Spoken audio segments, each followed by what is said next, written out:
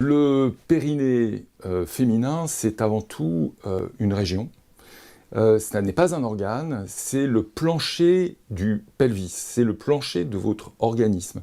C'est ce qui est situé entre les jambes, c'est ce qui soutient la vessie en avant, le vagin et l'utérus au milieu et le rectum en arrière. Donc c'est important que le plancher fonctionne, soit fonctionnel et ne soit pas endommagé.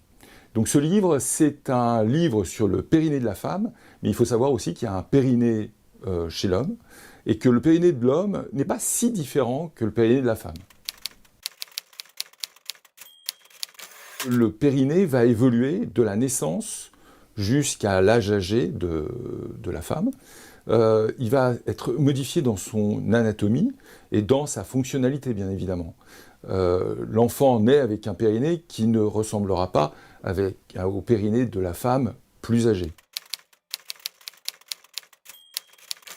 Une femme sur 4, dans la population générale, c'est-à-dire 25% de la population générale, va souffrir d'un trouble pelvipérinéal, soit d'incontinence urinaire, d'incontinence anale ou de prolapsus génital, ou de prolapsus rectal. L'incontinence urinaire, c'est quoi? C'est une femme court, vous courez et tout d'un coup, vous avez une fuite urinaire. Ou alors, vous êtes dans la rue et vous ne pouvez pas vous retenir. Ou alors, vous faites un effort et vous sentez vos selles passer au travers du canal anal. Ou bien, un jour, vous sentez une boule sortir du vagin. Tout ça, ce sont des pathologies que l'on prend en charge en rééducation périnéale, avec la médecine de rééducation, en chirurgie gynécologique, en chirurgie urologique, en sexologie, sont des spécialités qui se croisent et qui sont aux confins de cette pathologie.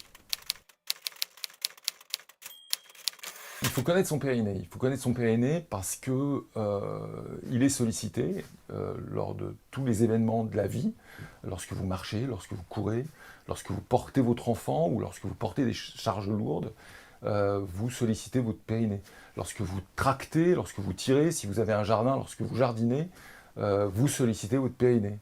Même si ce sont les bras qui bougent ou même si ce sont les cuisses qui se fléchissent, le périnée est sollicité. Donc il faut apprendre à connaître son périnée, il faut apprendre à contrarier les efforts de poussée, de traction, de port, pour éviter que les éléments pelviens, qui sont au-dessus du périnée, puissent être endommagés.